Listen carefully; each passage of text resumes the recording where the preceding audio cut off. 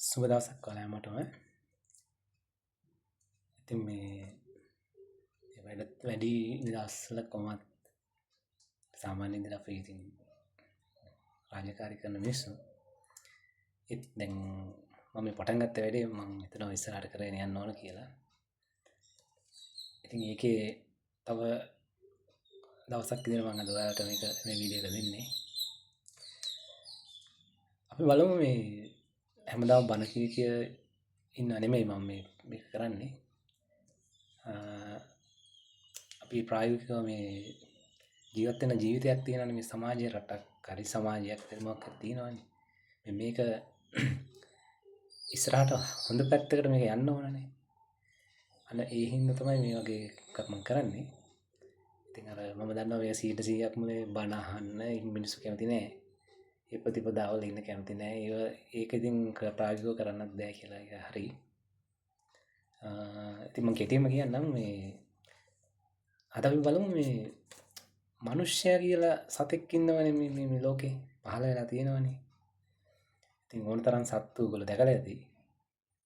මනුෂ්‍යයා කියන්නේ මේ සබඳහමේ බිහිවෙච්ච සත්වෙක්නේ. ඉතින් ඔයාලා දන්නවනේ ශරීරයේ තියෙන ওই දේවල් බැලුවාම ඉතින් සබඳහමේ ඉන්න අනිත් සත්තුන්ගේ වගේම තමයි. හැබැයි ඉතින් අපි මනුෂ්‍ය විදියට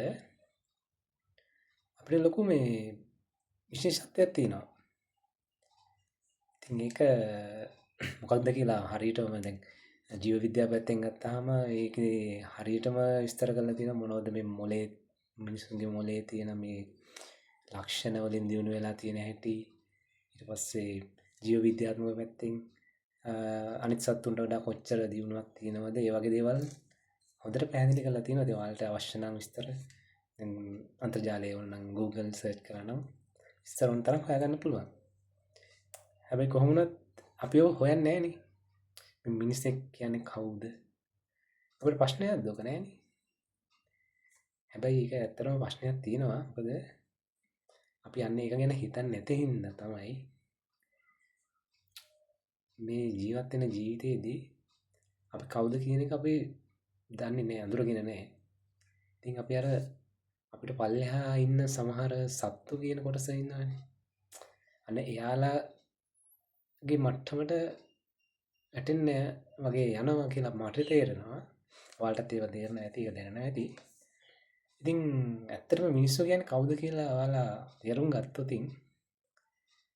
මම හිතන්නේ මේ අර මම කිව්වා වගේ ඊට පල්ලෙහා මට්ටම් වලට යටින් නැතුව ඉන්න පුළුවන් වේවි. ඉතින් ඒ හින්දා මේක කියන්නේ. හරි වැඩි විස්තර ඕනේ, අපි කෙලිම බලමු කවුද මිනිස්සු කියන්නේ කියලා.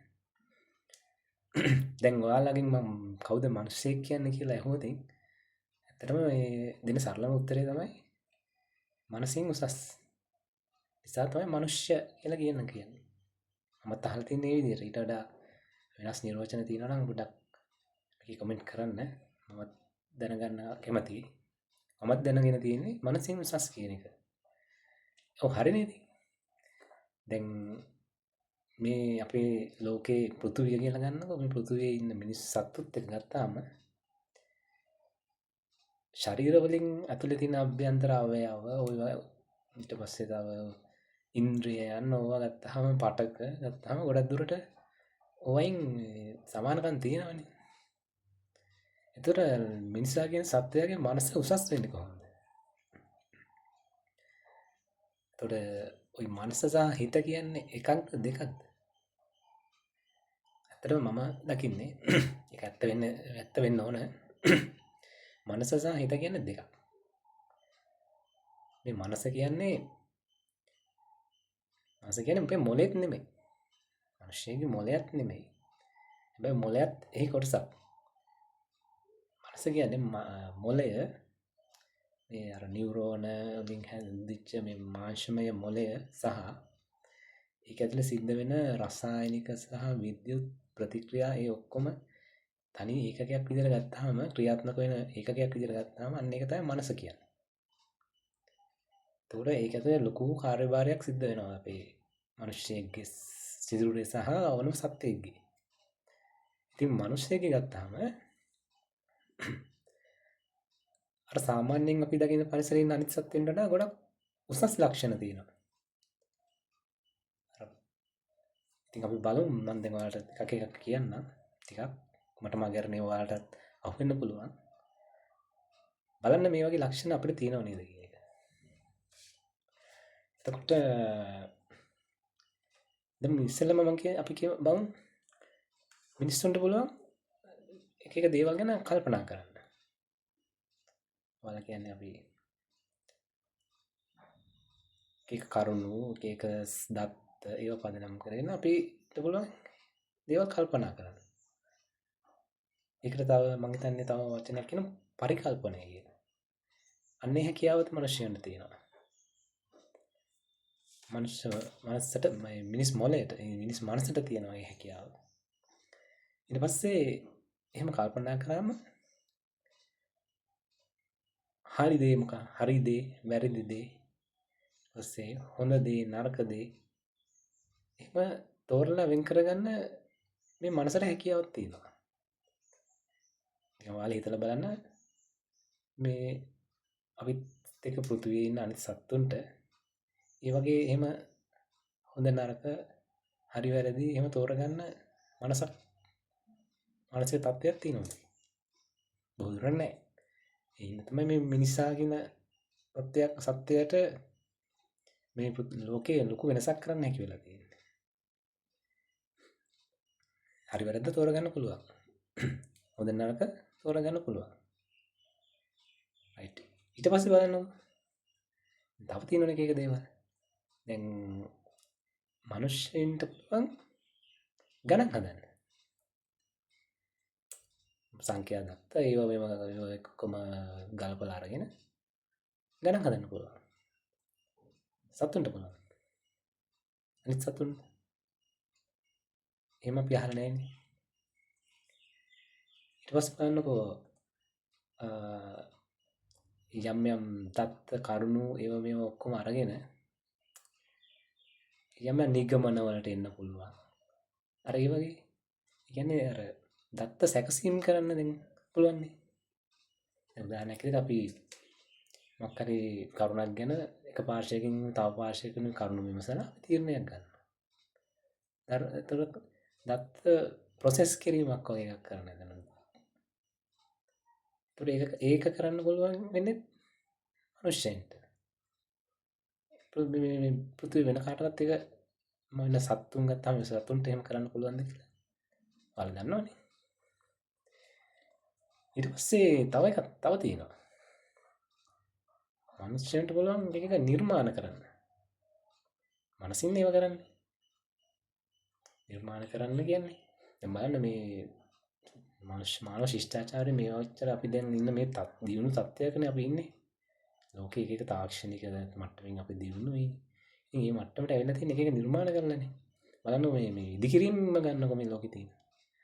ඔය ගෘහ නිර්මාණ පාලම් එතකොට ඔය තව ඔය යාන වාහන ප්‍රවාහන ඒ ෆීල්ඩ් එකේ තියෙන මොකද වාහන ඒ වගේ ඕනම දෙයක් ගන්න කොච්චර නිර්මාණ කරලා තියෙනවද කියලා ඉංජිනේරු නිර්මාණ. ඉතින් ඒ දේවල් වෙන සත්තුන්ට කරන්න පුළුවන් බෑනේ. මිනිස්සු තමයි ඒක කරන්නේ. කොහොමද හැකියාව? එතකොට බලන්න ඊළඟට තියෙනවා මිනිස්සුන්ට යම් යම් දේවල් සැලසුම් කරන්න පුළුවන්. මනසේ තියෙන හැකියාවන් ගැන කියන්නේ සැලසුම් ප්ලෑනින් කියලා කියන්නේ. දැන් අපි යම් කිසි කාල සීමාවකදී අපි මොනවද අපේ ඉලක්ක ඒ වගේ දේවල් අපි සැලසුම් කරගෙන අපි යම් කිසි වැඩක් කරනවා. දැන් ඒක මිනිස්සුන්ට විතරයි නේ කරන්න පුළුවන්. සත්තු එහෙම කරනවා කියලා ඔයගොල්ලෝ අහලා තියෙනවද? හැබැයි සමහර සත්තු ඉන්නවා ඒ වගේ බුද්ධිමත් අය ඉන්නවා. හැබැයි ඔහොම සැලසුම් කිරීමේ හැකියාවක් උන්ට තියෙනවද කියලා මම අහලා නැහැ. ඒක මිනිසුන්ට තියෙන විශේෂ හැකියාවක්. ඉතින් ඊට පස්සේ බලන්නකෝ මේ දැන් ඒ වගේ අර මං ඉස්සෙල්ලා කිව්වා වගේ දත්ත ඒ වගේ දේවල් ප්‍රොසෙස් කරලා කරුණු විමසලා මිනිසුන්ට තීරණ ගන්නත් පුළුවන්. ඒ කියන්නේ මම දැන් යම් කිසි දෙයක් කරන්න යනවා මම බලනවා මේකේ තියෙන හොඳ දේවල්ද නරක දේවල්ද මම මේක කරනවද නැද්ද? මේක කරොත් මොකද්ද වෙන්නේ? එහෙම තීරණය කරන්න පුළුවන් කරනවද නැද්ද? සතුන්ට එහෙම පුළුවන්ද? බෑනේ. මේක ඊළඟ එක ඊට පස්සේ මෙන්න මේක තමයි වැදගත්ම එක. දැන් අපි අර ඔක්කොම කිව්ව මානසික හැකියාවන් අපි පාවිච්චි කරන ගමන් ඉන්න ගමන් මම කිව්වා මේ ලෝකේ ඉන්න අනිත් සත්තු සහ අපි කියන්නේ මිනිසා මිනිස්සෙයින් වෙනස් වෙන්නේ මෙන්න මේකෙන්. මිනිස්සෙන්ට පුළුවන් මේ මනසින් මෙන්න මේ මිනිසා කියන සත්වයාව හික්මවන්න. හික්මීම කියලා අහලා තියෙනවනේ මොනවා ශික්ෂණය කියලා කියන්නේ. කියන්නේ යම් කිසි විනයක් ඇතුව එයාගේ හැසිරීම රටාව හදන්න කියන එකේ තේරුමක් නෙන්නේ. උදාහරණයක් විදිහට අර දැන් අපි ශිෂ්‍යයෙක් කියනනෙත් ඒකනේ. ශිෂ්‍යයා කියන්නේ ශික්ෂණය කියන වචනයෙන් මේක හැදිලා තියෙන්නේ මම හිතන්නේ මම වැරදි නම් නිවැරදි වෙන්නම්. මම හිතන්නේ බොහෝ දුරට ඒකෙන් තමයි හැදිලා තියෙන්නේ. ඒතකොට ශික්ෂණය හික්මීම. ඒ කියන්නේ අපිට කල්පනා කරන්න පුළුවන් මේ දේවල් වැරදිද හරිද? අපි කරන්න යන දෙයක් හරිද වැරදිද කියලා තීරණය කරලා ඒක වැරදි දෙයක් නම් අපි ඒක නොකර ඉන්නවා. ඒක කළ යුතු අනිවාර්යෙන් කළ යුතු දෙයක් නම් අපි ඒක කරනවා. අන්න ඒක තමයි කියන්නේ වැරදි දෙයින් අපි වැළකීලා ඉන්නවනම් අන්න ඒක තමයි ශික්ෂණය. හික්මීම කියන්නේ. දැන් බලන්න මේ සත්තුන්ට එහෙම පුළුවන්ද කියලා? සත්තුන්ට සතෙක් තව සතෙක් මරාගෙන කනවනේ. ඉතින් ඌට හිතෙන්නේ නැහැනේ මේ මූ කෑම මූව මැරලා මූටත් මෙහෙම ජීවිතයක් තියෙනවා. ඒ දේවල් ඌට තේරෙන්නේ නැහැනේ. තේරුණත් ඌට ඊට වඩා බඩගින්න ලකුයිනේ. තේරුණාද? ඉතින් ඒ හික්මීම කියන එක තමයි මේ මිනිස්සා කියන සත්වයාගේ තියෙන වැදගත්ම ලක්ෂණය. ඉතින් ඔන්න ඔය ශික්ෂණය කියන මානසික හැකියාව තියෙන නිසා තමයි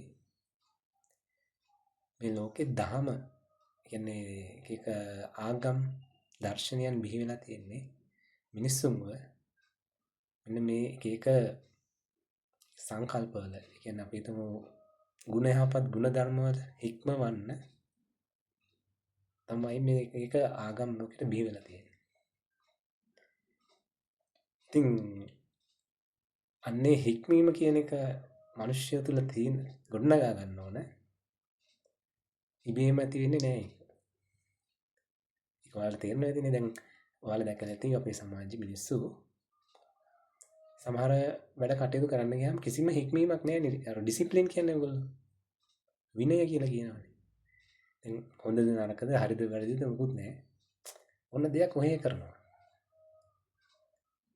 එහෙම වුණාම මේ මිනිස්සයා කියන සත්වයාත් අර ඊට පල්ලෙහා ඉන්න සත්වයින්ගේ ගානට වැටෙනව නේද? පොඩ්ඩක් හිතලා බලන්න.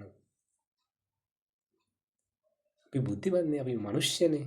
මනසින් උසස් නම් අපි එහෙම වෙන්න ඕනද? අපි අර මම කිව්ව විශේෂම ලක්ෂණය හික්මීම ඒක ගොඩනගාගත්තු සත්වයෝ නම් අපේ මේ සමාජයේ වැරදි කොච්චර අපිට අඩු කරන්න පුළුවන්ද? තේරුණාද? ඒතර මිනිස්සෙක්ගේ මේ මානසික උසස් තත්ත්වය කියන එකේ පරම අර්ථය වෙන්නේ මේ මිනිස්සයා කියන ජීවියා මේ සමාජයට එද්දී එයාගේ තියෙන අර හික්මීම උපරිමයෙන් තියෙන්න ඕන කියන එක නේද? අන්න ඒකයි මට ඔයාලට පෙන්වන්න ඕනේ. ඉතින් අන්නේ හික්මීම ගොඩනගා ගන්න ඕන සත්වයේ කොටසක් තමයි අපි මිනිස්සු කියන්නේ. මිනිස්සයා කියන්නේ අන්නේ වගේ විශේෂ මේ මොන හරි හේතුවක් හින්දා මේ සබදාමෙන් බිහි වෙච්ච ජීවීන් කාණ්ඩයක්.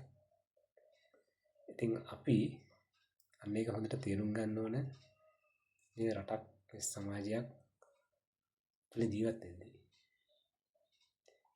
එහෙම හික්මීමක් නැති වුනහම වෙන්නේ මොනවද කියලා ඔයාලට මම එකින් එක කියන්න ඕනේ.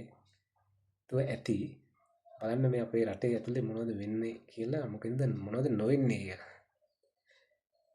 පැහැදිලිද? ඉතින් අන්නේ කියපු ශික්ෂණය කියන්නේ හික්මීම අපිට ඉබේ පහළ වෙන්නේ නැහැ ඒක. ඒක පුරුදු කරන්න ඕන. මගේ නම් අදහස තියෙන්නේ දරුවෙක් ඉපදුනහම එයාට තේරෙන කාලයක් එනනේ වයසක්. එතනින්දම්ම එයා මේ සමාජයට නිදහස් කරන කාලයක් එනවනේ. මම කියන්නේ දෙමව්පියෝ යටතේ හැදිලා ඊට පස්සේ නර්සරි හෝ ඒ වගේ පෙර පාසල් වයසක් කාලයක් ගිහිල්ලා ඊට පස්සේ එයා අධ්‍යාපනය පාසල් අධ්‍යාපනය ලැබලා ඒ වගේ දීර්ඝ කාලයක් එහෙම සමාජයක රාමුවක ඇවිල්ලා එයා සමාජයට නිදහස් වෙනවනේ පුරවැසියෙක් විදියට.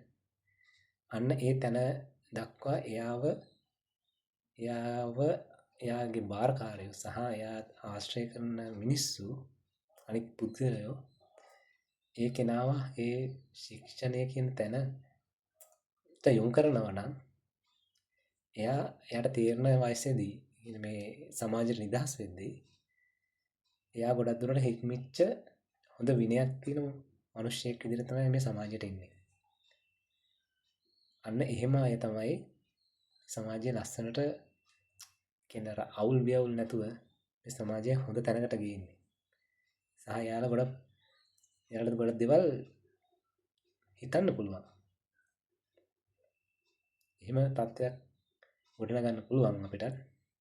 මේ දැන් මේ රට ඔයාලා තේරෙනවා ඇති අපේ රට. මේක මේ වල්මත් වෙලා වගේ යනවා. මිනිස්සු ඔහේ Tamanට ඕන දේ කරනවා. හරි වුණත් එකයි වැරදි වුණත් එකයි. හොඳ වුණත් එකයි නරක වුණත් එකයි. සල්ලි වෙනුවෙන් ඕනම දෙයක් කරනවානේ.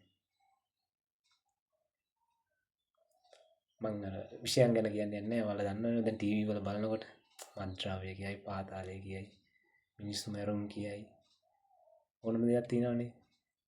ඒක හැමදේම සිද්ධ වෙන්නේ අර මිනිස්යන්ගේ තියෙන හික්මීම කියන තියෙනවනේ මනුෂ්‍ය ගුණය.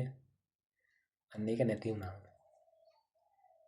අන්න ඒක කවදා හරි මේ රටේ සිස්ටම් එකක් හැදුනොත් පුංචි දරුවෙක් ඉඳන් අර සමාජයට නිදහස් වෙන කාලය වෙනකම් ඒ දරුවා නියම ට්‍රැක් එකේ ගේන්න නියම බාරකාරයෝ ඒ සමාජ පරිසරය හදාගෙන මේ රට සහ මේ සමාජය ලස්සන වේගොඩ බලන්න මං කියන බොරුද කියලා. අපි දන්නේ ඒක කරන්න පුළුවන් වෙයිද මේ මිනිස්සුන්ට එච්චර දේවල් හිතා ගන්න පුළුවන් වෙයිද කියලා මම දන්නේ. ඒ වුණාට ඒක කරලා බලුවොත් අඩුම ගානේ මම මේක බලන ඔයාලගෙන් ඉල්ලීමක් කරන්නේ. ඔයාලගේ දරුවෝ ඉන්නවනේ. අන්න ඒ දරුවන්ට මේක පොඩ්ඩක් කියලා දෙන්න. හොඳ නරක සහ අපි නරක දේ කරන්න හොඳ නැහැ. අපි කරන්න ඕන හොඳ දේ විතරයි. ඒකෙදී අන්නේ දේවල් ටික ඔයාලා දන්නනේ. යන්නේ ඒ දේ ටික කියලා දීලා. ඒ කට්ටියව ගානට මේ ට්‍රැක් එකේ ගේන්න. දැන් අවුරුද්දයි නම් එයා අවුරුදු 15කින් මේ සමාජයට එනකොට අනිවාර්යයෙන්ම මේ රටේ ගොඩක් ප්‍රශ්න අඩුයි. එක්කෙනෙක් කරන එක ගෙදරකින් එක්ක ළමයෙක් එහෙම හැදුනොත් දන්නකෝ ඔයාලා හැමෝම එහෙම කරොත් මේ රටේ බන්ධනාගාරවලට යන්න ඉන්න මිනිස්සු ප්‍රමාණය අඩු වේවි. උසාවිවල නඩුවල රස්තියාදු වෙන මිනිස්සු අඩු වේවි. රට ඇතුලේ හොරකම්, වංචා, දූෂණ මේ ඇති වෙලා තියෙන අවුල් වියවුල් ගොඩක් අපිට හදාගන්න පුළුවන් නේද? කල්පනා කරලා බලන්නකෝ. ඒක අපිට කරන්න පුළුවන් වැඩක්. හැබැයි අපිටත් හොඳ සැලසුමක් තියෙනවා. රයිට්. එහෙනම් අපි ආයෙ දවසක හම්බෙමු. සුබ දවසක්.